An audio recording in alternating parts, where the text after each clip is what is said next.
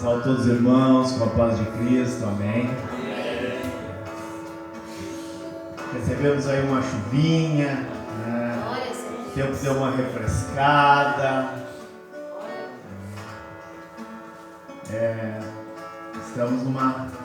Deus está nos abençoando. Você que trouxe sua Bíblia, abra lá em Mateus, capítulo 16, versículo do 13 ao 18.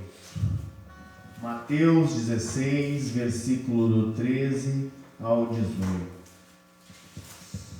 Enquanto isso, vamos orar, vamos pedir para que Deus nos direcione, para que Deus dê direção a esse culto, dê direção a cada um de nós, né?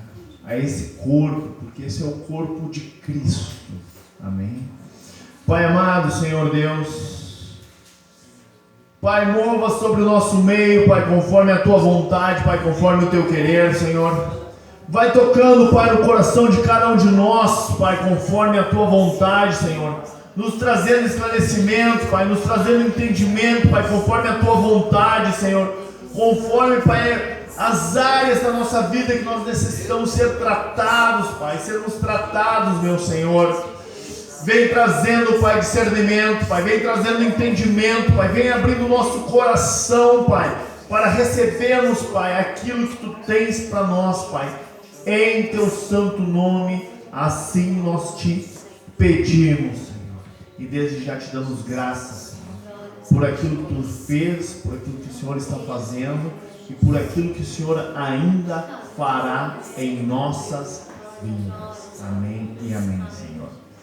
Todos encontraram Mateus 16, do 13 ao 18. Jesus foi para a região que fica perto da cidade de Cesareia de Filipe. Ali perguntou aos seus discípulos: quem o povo diz que o Filho do Homem é? Eles responderam: alguns dizem que o Senhor é João Batista, outros que é Elias, e outros que é Jeremias ou algum outro profeta. E vocês? Quem vocês dizem que eu sou? Perguntou Jesus. Simão Pedro respondeu: o Senhor é o Messias, Filho do Deus vivo. Jesus afirmou: Simão, filho de João, você é feliz porque essa verdade não foi revelada a você por nenhum ser humano, mas veio diretamente do meu Pai, que está no céu. Portanto, eu lhe digo, você é Pedro, e sobre esta pedra constituirei a minha igreja, e nem a morte poderá vencê-la. Amém? Podem tomar seus assentos. Então Pedro, Jesus chega aos seus discípulos e ele pergunta: quem estão dizendo que eu sou? Jesus está lá andando no meio do povo, curando pessoas, libertando cativos, libertando endemoniados, e onde ele vai deixando aquele rastro de glória, aquele rastro do mover de Deus. Aleluia. E as pessoas começam a olhar, né? Eles conhecem as histórias ali de Eliseu, eles conhecem as histórias dos profetas, eles têm os livros, eles fazem as reuniões nas sinagogas, e eles têm todo esse conhecimento aí, talvez do Antigo Testamento, muito superior a nós, porque lá era uma cultura, tu transferir de pai para filho a história, tu ensinar teus filhos, né? Muitas vezes o que está faltando de nós é nós ensinarmos também nossos filhos, nós estudarmos, nós começarmos desde pequeno, apresentando a palavra a eles, para que eles venham a crescer, recebendo dessa palavra, né? Às vezes isso passa batido, passa esquecido, né, nas nossas rotinas diárias, mas lá naquela época, eles transferiam todo esse conhecimento de pai para filho. Eles conheciam os profetas, eles faziam reuniões, né, eles conheciam, aquilo lá era a história deles. Mesma coisa que a gente for discutir a história do nosso país, né? Quando a gente fala dos profetas, era a história deles. Eles viveram, eles estavam lá. Eles sabiam, o profeta Eliseu morou naquela região ali, morava em Montenegro, morava em São Leopoldo. Eles estavam falando da sua própria terra. E ali Jesus começou a perguntar: quem eles estão dizendo que eu sou? E eles começaram a falar a ressurreição, a reencarnação de vários profetas, né? E daí Jesus pega e pergunta para ele: e vocês? Quem dizem que eu sou? Quem vocês acham que eu sou? Aí Pedro pula na frente e diz: tu és o Messias, o Filho do Deus vivo. E aí Jesus disse: não foi carne ou sangue que te revelou, mas meu Pai que estás no céu. Então, antes da vinda do Espírito Santo, Pedro já teve uma revelação, já teve ali, começou a receber coisas diretamente de Deus, né? Relacionadas ao propósito que Deus tinha na vida dele, na vida daquele homem. E Jesus disse: você é Pedro, e sobre esta pedra constituirei a minha igreja, nem a morte poderá vencê-la. Então Jesus entrega uma palavra profética a Pedro. Por que profética? Porque aquilo ali não estava acontecendo ainda, mas ele diz: Pedro, através de ti eu vou iniciar a minha igreja, Pedro. Tu vai ser o homem que vai começar após mim ali a minha igreja. Nem a morte poderá vencê-la. Então a igreja de Cristo na terra, mesmo com toda a perseguição, mesmo com tudo que aconteceu, a igreja de Cristo nunca se extinguiu. Quando nós estudamos a história, nós vemos lá perseguições em diferentes países, locais onde Bíblias eram queimadas, cristãos eram perseguidos. Existem países hoje que a gente não pode falar do Evangelho de Deus, do Evangelho de Cristo. E chega nesses países pessoas filmando escondido, dizendo reuniões 4 horas da manhã para não serem pegos, reuniões em cavernas, reuniões em locais subterrâneos. Nada pode parar a igreja de Cristo, indiferente do local que for desta terra. Pessoas são perseguidas. Aqui nós estamos em plena liberdade até o presente momento, e pessoas são perseguidas e nada, elas são mortas, mas a igreja não para de crescer. O Evangelho não para de ser pregado, de ser disseminado. Quando não é na Turquia, o país que a Ucrânia, quando a Rússia começou a atacar a Ucrânia, começaram a atirar lá, e alguns pastores que estavam lá naquele local: vamos sair daí, vamos sair desse país. Eles falaram: não, eu vou ficar aqui, e se for necessário eu vou morrer aqui, mas eu não vou sair desse local. Eu não vou sair desse local. Tem pessoas que estão dispostas a entregar sua vida pelo Evangelho, porque conheceram do amor de Cristo a um nível que nada mais tem valor a não ser pregar aquele Evangelho, a não ser pregar aquele Evangelho, falar daquele amor. Às vezes a gente se questiona que nível de revelação esses homens tiveram do Evangelho, ao nível de negar-se a sair daquele país, ficar lá até a morte, mas pregar até o fim a palavra do Senhor. Imagina, meus irmãos, imaginem isso. Isso é algo que eu nem me programei para pregar hoje, mas o Senhor está falando algo, o Senhor está nos trazendo alguma revelação, Ele quer nos trazer entendimento de algo bem maior. A igreja nunca vai parar. Aleluia. O Evangelho nunca vai parar. esse entendimento que nós temos que ter.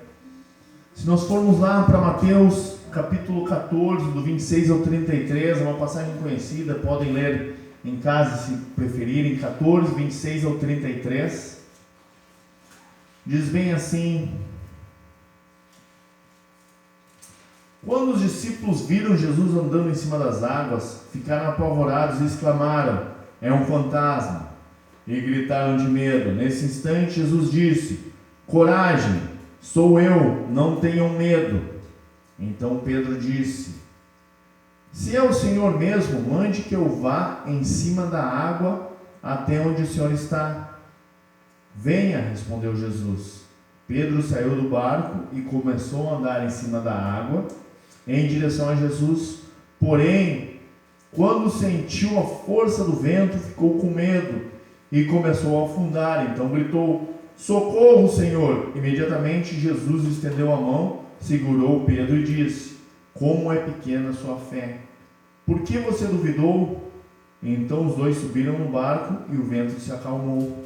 E os discípulos adoraram Jesus, dizendo: de fato, o Senhor é Filho de Deus. Então Pedro, o homem da promessa, o homem que Jesus olha para ele, entrega uma palavra dizendo: Pedro, a partir de ti eu iniciarei a minha igreja. Então esse homem que teve uma revelação enquanto ninguém tinha o Espírito de Deus, enquanto o Espírito de Deus vinha só sobre profetas, só sobre reis, ele teve uma revelação direta de Deus, de quem era Cristo, verdadeiramente.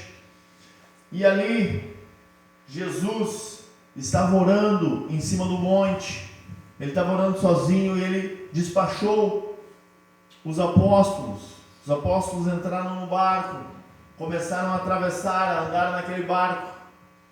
E lá em torno da quarta vigília da noite, isso é entre 3 e 6 horas da manhã, Jesus vem andando sobre as águas. E eles olharam Jesus, não reconheceram, era de noite, escuro, começaram a se apavorar, acharam que eram fantasmas. Jesus disse: calma, relaxem, sou eu. E Pedro disse: se é realmente o Senhor, permita que eu ande em cima das águas até onde você está. E Jesus disse: vem, Pedro. E Pedro começa a andar em cima das águas, e Pedro está com os olhos em Cristo. Ele está olhando para Cristo e ele está andando sobre as águas. Só que chega um momento, começa um vento forte, começa uma ventania ali, e Pedro, ele estava olhando para Cristo, e Pedro, ele tira aquele vento, tira a atenção de Pedro em Cristo, e Pedro presta atenção no vento, no tempo, nas condições, e tira os olhos de Cristo. Ele começa a afundar. Ele começa a afundar e pede socorro, e vem Cristo, pega ele pela mão e levanta ele. Aquele vento, meus irmãos, representam as tribulações, as adversidades, as lutas em nossa vida, os momentos difíceis que nós passamos. E muitas vezes nós estamos olhando para Cristo. E quando vem a adversidade, quando vem a luta, quando vem os momentos difíceis, nós tiramos os olhos de Cristo e nós prestamos mais atenção para a adversidade do que para o Cristo, Filho do Deus vivo. Não sei se vocês já passaram por condições assim, mas eu já passei, onde começo a prestar mais atenção na adversidade, começo a prestar mais atenção nas situações difíceis, e esqueço quem é o meu Senhor. Mas quando tu cai em si, tu clama a Ele, tu está caindo, tu está afundando, Ele vem e te junta pela mão, chama a tua atenção e diz: por que duvidaste? Por que tu duvidaste que eu iria contigo? Por que tu duvidaste que eu iria atravessar esse deserto contigo? Por que tu duvidaste que eu ia atravessar essa tribulação contigo? Por que tu duvidaste que eu te protegeria dos ventos, da tempestade? Meus irmãos, indiferente da situação, indiferente do que nós estivermos passando, não tirem os olhos de Cristo. Não tirem os olhos de Cristo. Pedro, ele é um homem igual a nós. Ele é um homem que teve uma revelação divina. Ele é um homem que teve momentos de altos e baixos. Ele é um homem que em momentos ele duvidou. Pedro, ele é um cara que estava lá com Jesus. E Jesus estava pregando para eles, estava falando: é necessário que o Filho do Homem, dele narra tudo o que ele passaria. É necessário que o Filho do Homem venha passar por estas e essas condições. É necessário que o Filho do Homem venha a ser crucificado. É necessário que ele seja entregue. E Pedro está ali junto com Jesus, e Pedro diz assim: não, Jesus, eu não vou permitir que nada te toque, que ninguém te toque. Ninguém vai colocar a mão sobre ti, Jesus. Pedro diz: ninguém vai colocar a mão sobre ti. E Jesus disse para ele: Pedro, antes que o galo cante 3 vezes, tu me negarás. E Pedro não leva muito a sério aquela palavra. Pedro não presta muita atenção naquela palavra. Se a gente for para lá, para Mateus capítulo 26, do 47 ao 53, o que diz lá?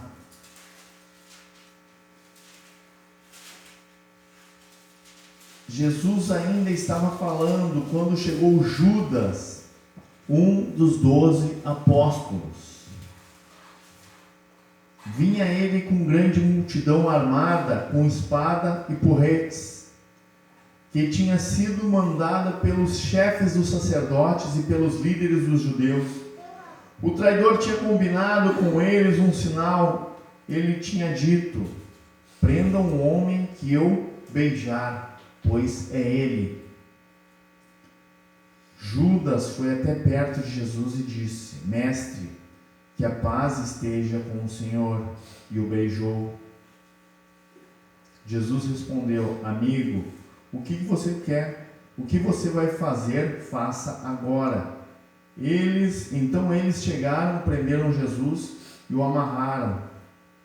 Mas um dos que estavam ali com Jesus tirou a espada, atacou o empregado do grande sacerdote e cortou a orelha dele. Aí Jesus disse: guarde sua espada, pois quem usa a espada será morto por espada. Você não sabe que se eu pedisse ajuda de meu Pai, Ele mandaria agora mesmo 12 exércitos de anjos? Então ali, nesse evangelho não fala, mas esse que cortou a orelha era Pedro. Pedro, pedra, sobre aquele qual Jesus começaria a igreja. Então Pedro, ele anda sobre as águas. Pedro, ele tem uma revelação divina de quem é Cristo. Pedro, ele tem momentos de dúvidas. Pedro, ele afunda nas águas. Pedro foi chamado para pregar sobre o amor de Cristo.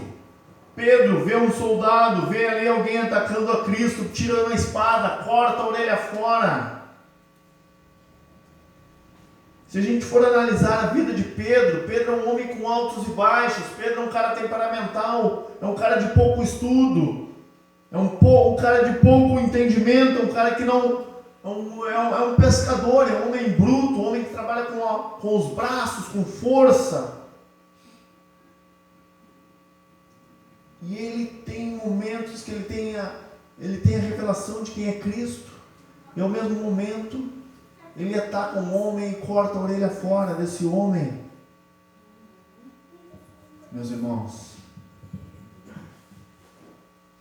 Pedro, ele nos representa como homens, como mulheres. Pedro é uma pessoa que tem altos e baixos. Pedro é uma pessoa que em momentos ele duvida.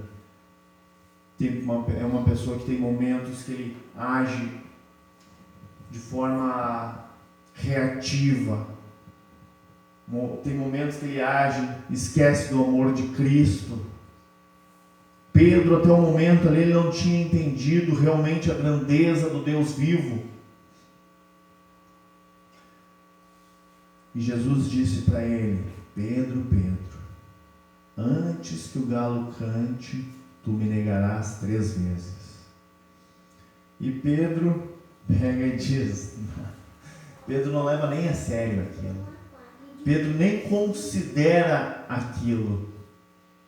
Mas se a gente for lá para o 69, no 26, 69, diz bem assim: Pedro estava sentado lá fora do pátio, quando uma das empregadas chegou perto dele e disse: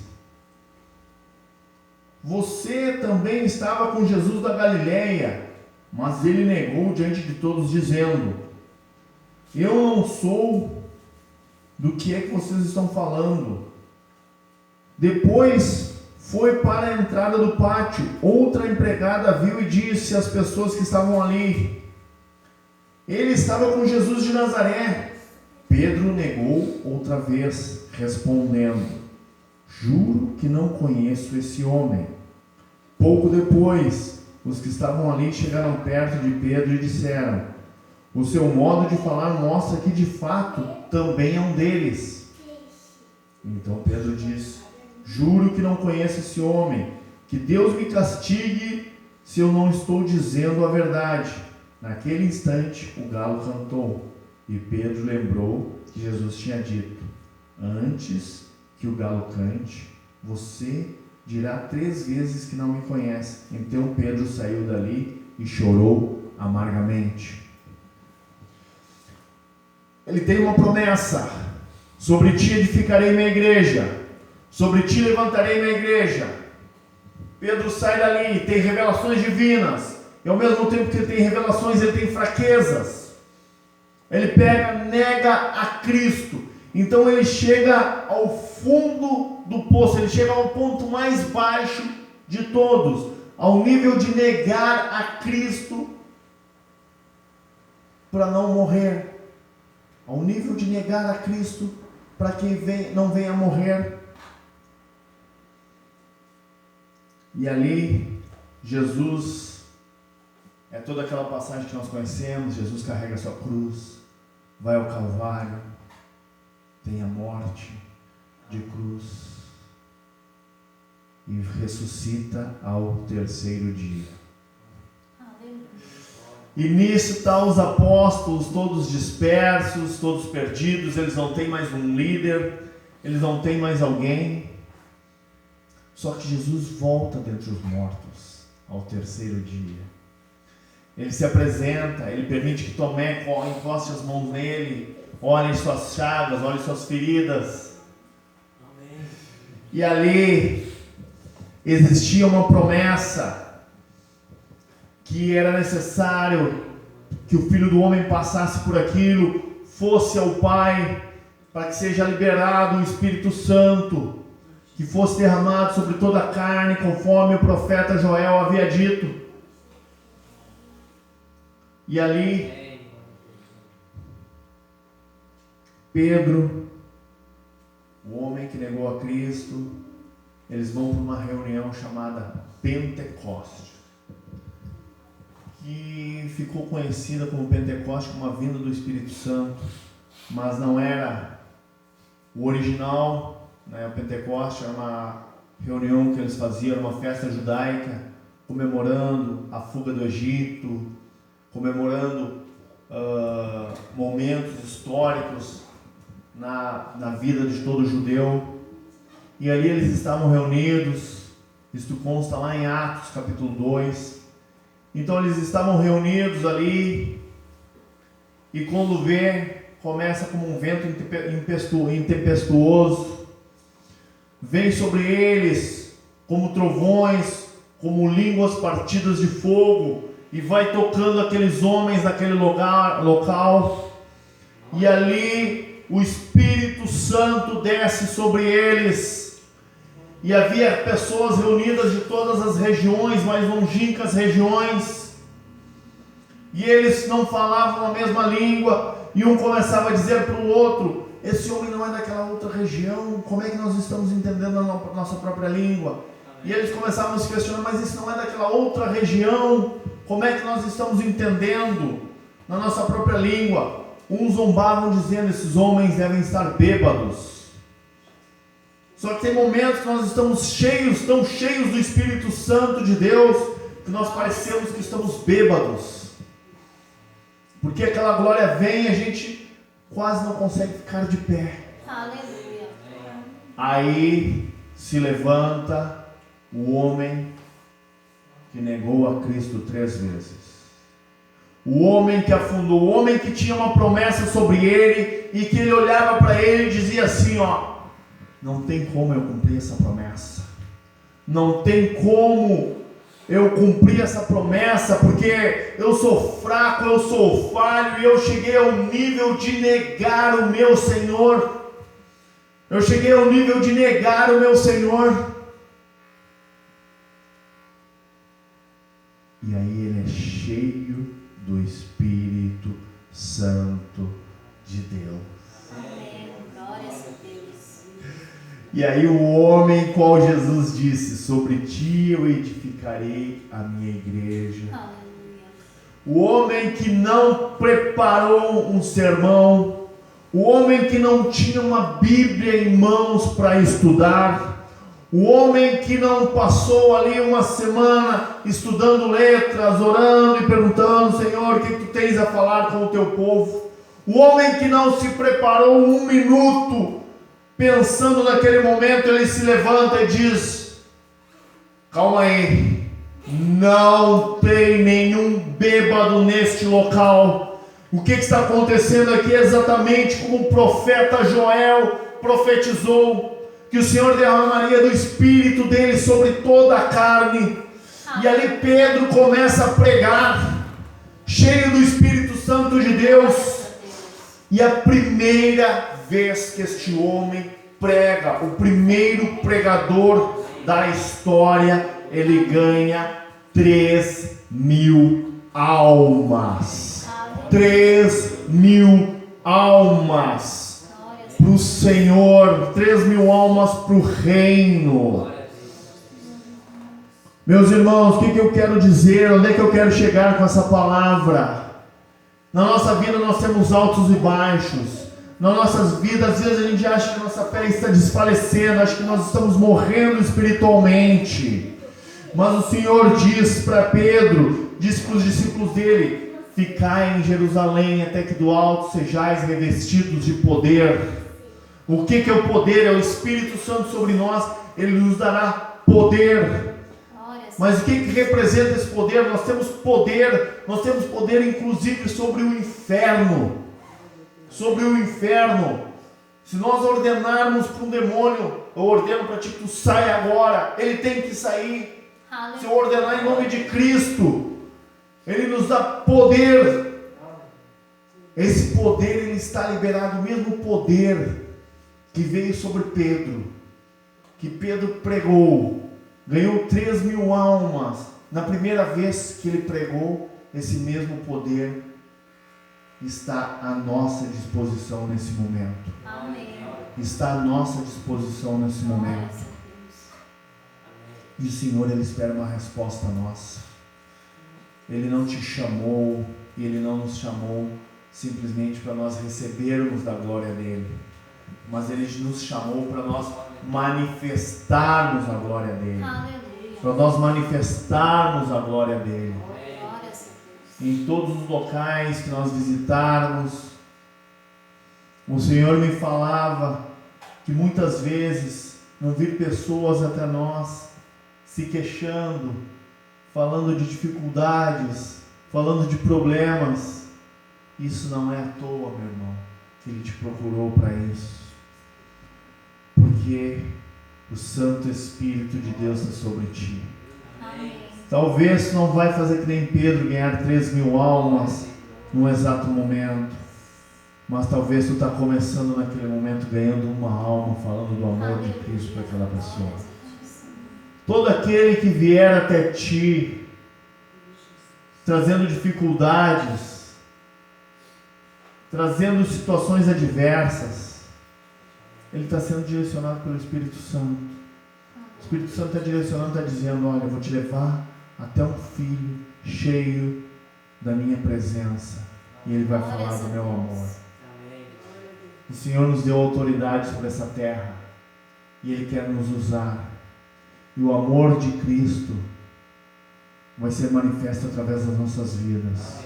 Se às vezes tu acha que tu é incapaz, lembre-se de quem era Pedro, um homem truculento, um homem que chegou lá e cortou a orelha de um servente de quando vieram prender a Cristo. Pedro era um homem que olhavam para ele e diziam assim: o quê? Pregador? O quê? Edificar uma igreja a partir da vida dele? Não. Pedro se enganou. Jesus deve ter falado isso com outro. Vou pedir já para o Cristiano se posicionar. Ele deve ter se enganado. Ele deve ter falado com outro. Meu irmão, eu não sei o que o Senhor te prometeu. Eu não sei o que são as promessas de Cristo para a tua vida. Mas se algumas coisas ainda não aconteceram, se tem coisas ainda por acontecer, lembre-se que do alto virá poder sobre nós. Poder, meus irmãos. Não é uma coisinha gostosa sobre nós, não. É poder. É poder. Poder para mudar ambientes. Às vezes tu vai chegar em ambientes onde o domínio de Satanás está ali. E tu não vai chegar ali e vai dizer assim: não, eu entrei no lugar errado, não, o Senhor me botou na porta. Não, tu está no local certo, no local qual tu foi chamado. E ali a glória de Deus vai se manifestar através da tua vida e o ambiente vai ser mudado. Demônios vão ser expelidos ali mesmo sem tu falar uma palavra, porque tu carrega a presença de Cristo em ti. Tu vai dar abraços. Olha, escuta bem o que eu vou falar agora. Tu vai abraçar pessoas possuídas por demônios e elas vão ser libertas com o teu abraço, com um simples abraço teu. Por quê? Porque o Espírito Santo está em ti. O Espírito Santo está em ti. Libertações, mudanças de vida, pessoas vão vir se aconselhar contigo. Tu vai dizer assim: mas eu estudei tão pouco, eu sei tão pouco das coisas. E daí o Espírito Santo vai dizer para ti: eu estou contigo. Simplesmente abra teus lábios e deixa eu te usar. Eu quero te usar, meu filho, como uma ferramenta preciosa. O vaso pode ser de barro, mas eu coloco meus tesouros dentro do vaso de barro. Tu carrega tesouros dos céus dentro de ti. Tu é uma joia preciosa na mão do Senhor. Ele quer te usar, Ele quer te usar e Ele vai te usar. Vidas vão ser transformadas através da tua vida. Mas Senhor, eu sou tão simples, eu sou tão pequeno. O Senhor, Ele não quer pegar os grandes. Porque se o Senhor pegar aquele que se acha grande, aquele que se acha capaz, Ele vai dizer: eu fiz isso porque eu sou capaz. Não, Ele quer pegar o pequenino, que daí o pequenino Ele usa. E daí ele não tem nem como dizer assim: não, eu fiz isso porque a glória de Deus está sobre mim. Senão eu não conseguiria fazer isso. Jesus vai te usar. Jesus vai te usar. Jesus vai te usar. Onde tu andar, pergunta assim: Espírito Santo, o que tu tens para mim aqui? O que tu tens para mim aqui? Espírito Santo, o que tu tens para mim aqui? Vamos nos colocar de pé. E nesse momento clame sobre poder sobre ti. Poder sobre ti, vindo dos céus. Porque esse poder vindo dos céus que vai impactar vidas. Amém, meus queridos.